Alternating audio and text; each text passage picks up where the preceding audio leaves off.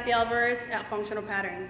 For today's video, I'm going to be demonstrating some techniques to help you mobilize your rib cage. This applies to men and women, but it is obviously going to be more problematic for women because we have breast and we have to have that support.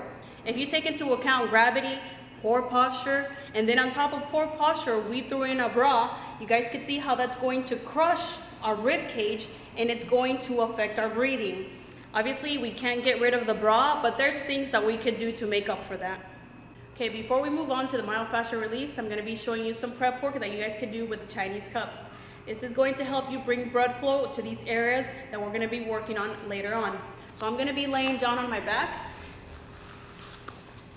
And just for the sake of this video, I'm only going to be using one Chinese cups, and I'm going to be putting them on my lower ribs. But if you guys are at home, you guys are going to want to work all the way up, putting them on your pecs and lats.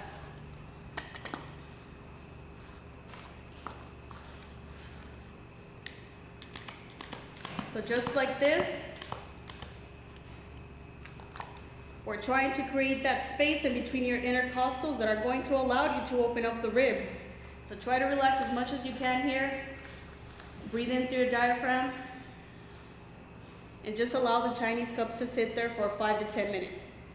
Okay, now we're going to be using the ball to get into the intercostals. So I'm going to be using this ball right here.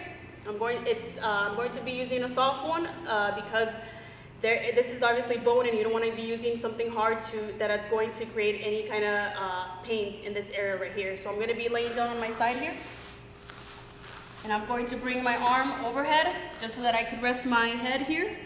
And then just getting again in a comfortable position, releasing those intercostals there, breathing in through the ball.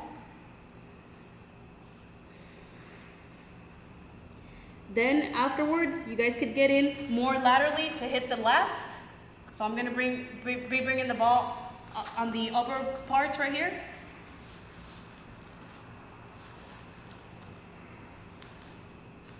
You guys could apply some cross friction, small movements, moving back and forth, getting into those tender areas. You guys do the same thing with the other side. Now we're going to be hitting the upper abdominals. I'm going to be using a lacrosse ball for this one. So I'm going to be laying down on my stomach.